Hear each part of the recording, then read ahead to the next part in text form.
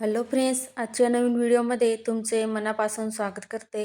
तर आज आपण बघा इथं 40 साईजचा क्रॉसपट्टीचा हा प्रिन्सेस कट ब्लाऊज आहे. तर त्याची संपूर्ण कटिंग पाहणार आहोत. पॅटर्न ठेवून ब्लाऊज कसा कटिंग करायचा ते सुद्धा आजच्या व्हिडिओमध्ये आपण पाहणार आहोत. तर व्हिडिओ तुम्ही शेवटपर्यंत नक्की बघा. तर इथे बघा मी सिंगल पेपर घेतलेला आहे, कारण पाठीमागचा जो पार्ट आहे तर तो आपल्याला डायरेक्ट अस्तरवरती कटिंग करायचा आहे. तर इथं बघा मी ब्लाऊजची उंची इथं 15 इंच होती, तर त्याच्यात 1 इंच एक्स्ट्राचं घेतलेलं आहे मार्जिन, म्हणजे 16 इंच इथं मी ब्लाऊजची पूर्ण उंची घेतलेली आहे.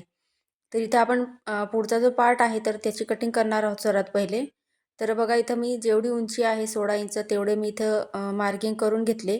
त्याच्यानंतर बघा आपल्याला एक लाईन आखून घ्यायची आहे. तर बघू शकता इथं मी आता पुढे आपण एक पफ येण्यासाठी 3 इंचची पट्टी सोडणार आहोत. तर या पद्धतीने सर्वात पहिले आपण लाईन आखून घेऊया. आता 3-3 इंचाचे बघा या साईडला पॉईंट घेऊन आपल्याला बॉक्स तयार करून घ्यायचा आहे या पद्धतीने.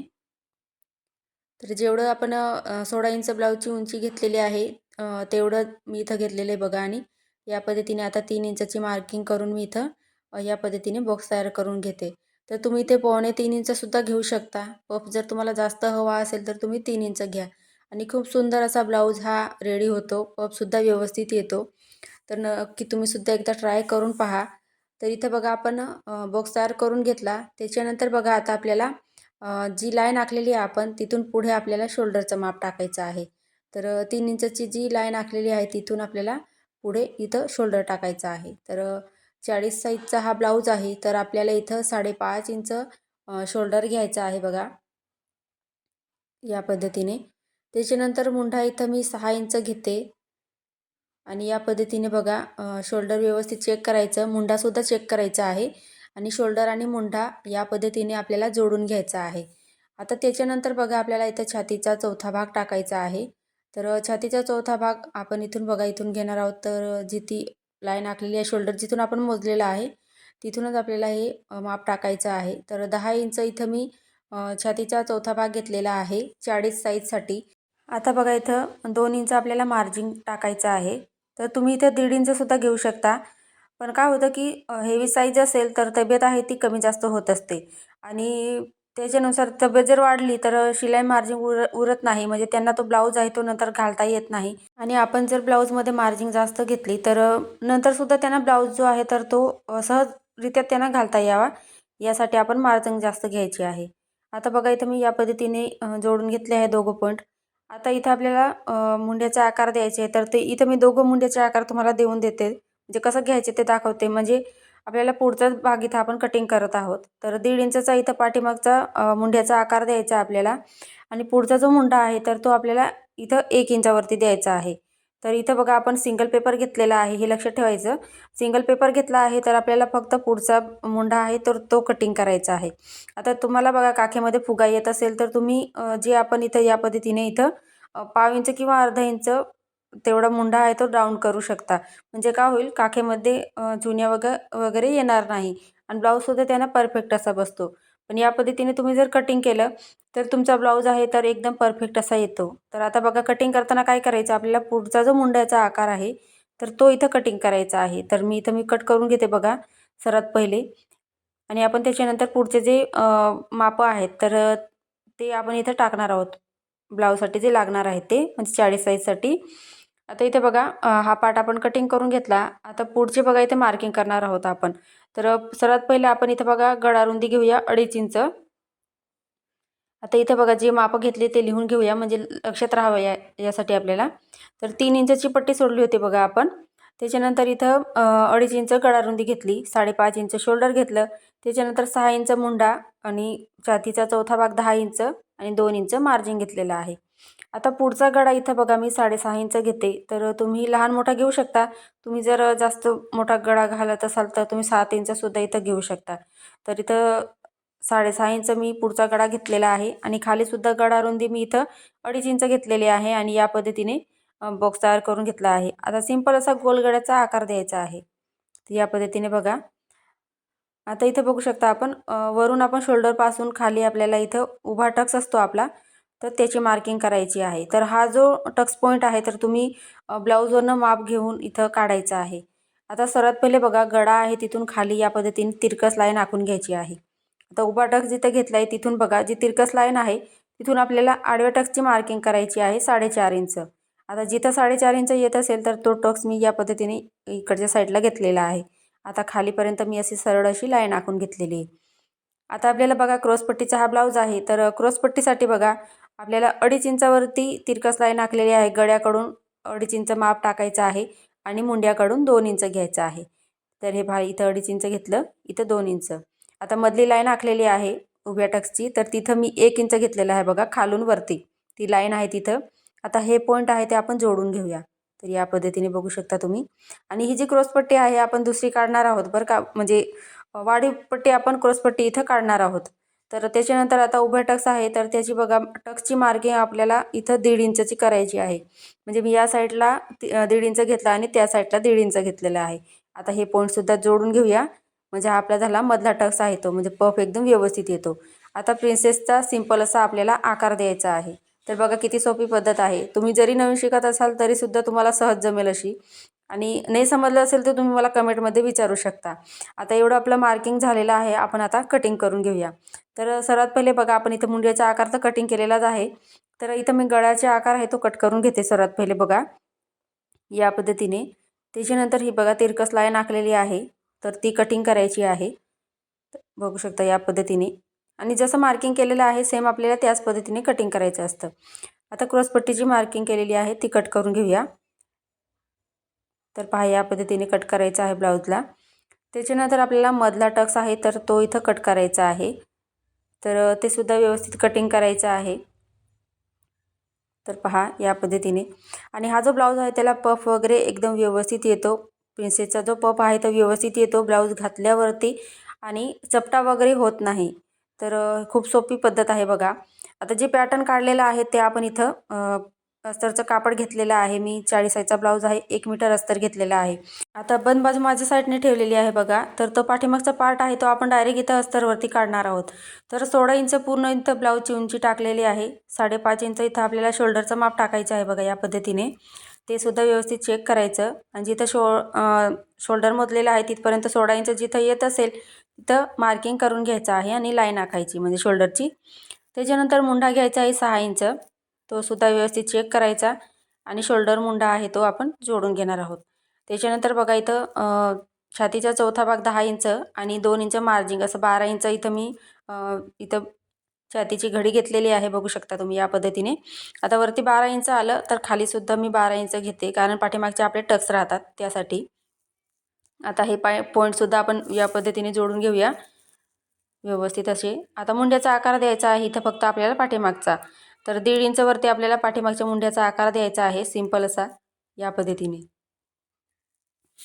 त्याच्यानंतर आपण कट करून घेऊया. म्हणजे आपण पुढचे जे पार्ट आहे तर ते सर्वात पहिले कटिंग करणार आहोत. म्हणजे गळा आहे तो मी इथं डायरेक्ट कटिंग करत नाही, तर तो मी अस्तरवरती व्यवस्थित आखून घेते. त्याच्यानंतर छापायचा, त्याच्यानंतर आपण काढणार आहोत. तर स्टिचिंगचा व्हिडिओ तुम्हाला पाहायचा असेल तर कमेंटमध्ये मला नक्की सांगा. म्हणजे तुम्हाला ब्लाऊज कटिंग करता येईल, पण शिवताना कसा शिवायचा तो सुद्धा तुम्हाला मी सहज इथं सोप्या पद्धतीमध्ये सांगणार आहे. तर तुम्ही कमेंटमध्ये नक्की सांगा स्टिचिंगचा व्हिडिओ जर पाहायचा असेल तुम्हाला. आता बघा अस्तर ओपन बाजू आहे अस्तरची ती माझ्या साईडने ठेवलेली आहे बघा. मी अस्तरला फिरून घेतलेलं आहे. आता आपण सर्वात पहिले इथे बाहीची कटिंग करून घेऊया. तर अस्तर आहे ते व्यवस्थित ठेवायचं बघा जेणेकरून आपली बाही आहे ती खालीवर म्हणजे एक लहान मोठी होणार नाही त्यासाठी. आता बघू शकता तुम्ही आपण छातीची घडी आहे तर ती 12 इंच घेतलेली आहे. म्हणजे शिलाई मार्जिंग सहित 10 इंच छातीचा चौथा भाग अधिक 2 इंच मार्जिंग. तर ती 12 इंच घडी होती. तर बाहीची घडी आपल्याला 1 इंच मायनस करून घ्यायची आहे. म्हणजे इथं 11 इंच आपण बाहीची घडी घेतली आणि बाहीची लांबी आहे तर ती मी इथं बघा 5 इंच बाहीची लांबी आहे तर मी इथं 6 इंच घेते, 1 इंच मार्जिंग. तर हे लक्षात ठेवायचं बघा. आणि नाही समजलं असेल तुम्हाला तर तुम्ही मला कमेंटमध्ये सांगा. तर इथं बाही बघा व्यवस्थित पुरते उरेल पण तुम्हाला जोडताना कमी पडणार नाही. आता बघा मुंड्याचा आकार देण्यासाठी वरून 3 इंचावरती मार्किंग केलेली आहे मी आणि आतल्या साईडला आपल्याला 2 इंच घ्यायचं आहे आणि या पद्धतीने तिरकस लाईन आखायची आहे. त्याच्यानंतर बघा 2 इंचचे पॉईंट घ्यायचे आपल्याला 3. तर पहिला पॉईंट घेतला आहे त्याला खाली अर्धा इंच घेतलं आणि त्याच्यानंतर पुढचे जे 2 आहे त्यांना वरच्या साईडने घ्यायचं आहे. तर या पद्धतीने बघा. आणि आकार देताना बघा, पहिले मी पुढचा जो मुंड्याचा आकार आहे तर तो देणार आहे. तर जसं मी इथं दाखवते आहे तुम्हाला व्हिडिओमध्ये, सेम त्याच पद्धतीने तुम्हीसुद्धा बाहीचा आकार जर शिकत असाल तर तो द्यायचा आहे.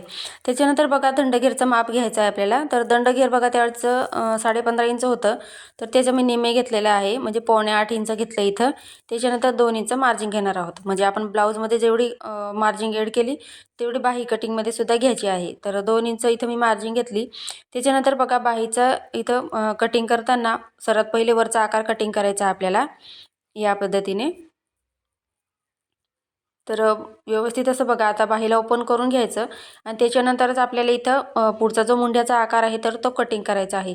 एका ताईची बरीच कमेंट आलेली होती की 40 साईजची प्रिन्सेस कट ब्लाऊजची कटिंग दाखवा म्हणून आणि स्टिचिंग पण दाखवा म्हणून. तर त्यांच्यासाठी मी आजचा व्हिडिओ त्यांना शेअर करते.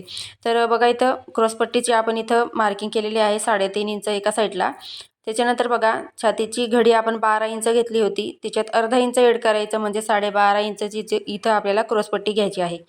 आता एका साईडला 3.5 इंच घेतलं होतं, दुसऱ्या साईडला 3 इंच घ्यायचं आहे आणि सिंपल असं बघा या पद्धतीने लाईन आखून घ्यायची आणि आपल्याला क्रॉसपट्टीचं इथं मार्किंग करायचं आहे.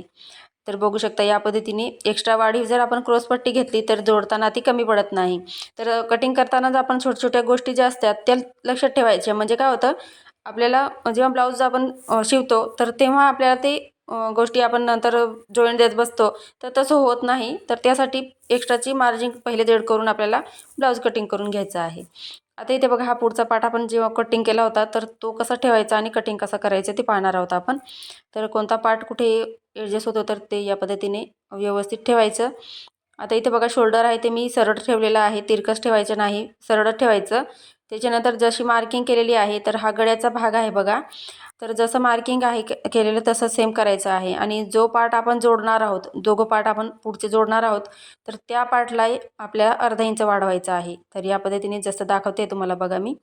तर हा जो पार्ट आहे त्याला जो पार्ट आपण जोडणार आहोत त्या ठिकाणी आपल्याला अर्धा इंच मार्जिन वाढवायची आहे. तर तुम्ही इथं बघा, पाव इंच किंवा अर्धा इंच इथं मार्जिन ॲड करू शकता.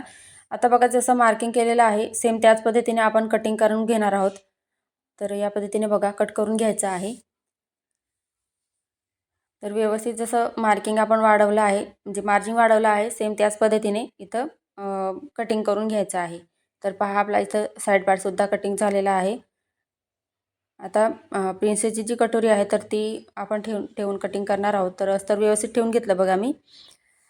आता इथं बघा, प्रिन्सेसची कटोरी या पद्धतीने ठेवते मी. तर तीसुद्धा बघा, या साईडला आपण ही पट्टी जॉईंट पार्ट आहे तो, तर तिथे आपल्याला ती पट्टी नंतर स्टिचिंग करताना लागणार. तर त्यासाठी मी मध्ये ठेवलेला आहे त्याला या साईडने आणि इकडच्या साईडला अर्धा इंच सोडून दिलेला आहे. आता जो गोलाकार भाग आहे तिथं बघा, या साईडला जो पार्ट आपण जोडणार आहोत तिथं अर्धा इंच वाढवून घ्यायचं या पद्धतीने बघा आणि आपण कटिंग करून घेणार आहोत. आता इथे सर्वात पहिले तर जेवढं आपण इथं वाढवलेलं आहे मार्जिन, तेवढं इथं कटिंग करणार आहोत. खडूची मार्किंग दिसते तर ती जिथं आपण कट करून घेणार आहोत या पद्धतीने बघा. तर खूप सुंदर असा हा ब्लाऊज पीस दिलेला आहे त्यांनी बघा. तर ही जी हा ब्लाऊज पीस आहे तर तो कांजीवरम साडी असते बघा आपली, तर सिल्कमध्ये आहे साडी, ऑरेंज कलरची एकदम सुंदर अशी साडी आहे आणि घालताना सुद्धा व्यवस्थित असं अंगाला चिपकून राहते, म्हणजे फुगा वगैरे होत नाही अशी साडी आहे. तर या पद्धतीने बघा, आता ब्लाऊज पीससुद्धा खूप सुंदर असा दिलेला आहे आणि शिवताना तर खूपच छान असं लूक आलेलं होतं. तर आता बघा, इथं बाही कटिंग करून घेतली. त्याच्यानंतर आपल्याला पाठीमागचा जो पार्ट आहे तर तो बघा मी इथं बंद बाजूकडून ठेवलेला आहे आणि त्याच्यानंतर अर्धा इंचची मार्जिन घेऊन मी इथं हा पार्ट आहे तो कट करून घेते. बघू शकता तुम्ही या पद्धतीने. म्हणजे आपल्याला काय होतं, जोडताना कोणताही पार्ट आपल्याला व्यवस्थित असा येतो, कमी पडत नाही बघा. अस्तर आणि कापड जोडताना व्यवस्थित असा तो येतो. तर त्यासाठी इथं बघा, जो पार्ट जिथं व्यवस्थित ॲडजस्ट होत असेल तर त्याच पद्धतीने इथं मी कटिंग करून घेते. आता जेवढे पार्ट आपण इथं कटिंग करतोय तर ते अर्ध्या इंचची मार्जिन सोडून कटिंग करायचे, जेणेकरून आपल्याला बघा अस्तर आणि कापड जोडताना काही अडचण येत नाही. तर त्यासाठी इथं बघा व्यवस्थित असं आपल्याला अस्तर आणि कापड जे आहे ते कटिंग करून घ्यायचे आहे. तर फ्रेंड्स, तुम्हाला आजचा व्हिडिओ आवडला असेल तर प्लीज लाईक करा, चॅनलला सबस्क्राईब करा, जेणेकरून नवीन व्हिडिओ सर्वात पहिले तुमच्याजवळ पोहोचेल. पुढचा व्हिडिओ तुम्हाला कोणत्या टॉपिकवर पाहायचा आहे ते सुद्धा मला नक्की कळवा. आजचा व्हिडिओ पूर्ण पाहिल्याबद्दल तुमचे खूप खूप मनापासून धन्यवाद.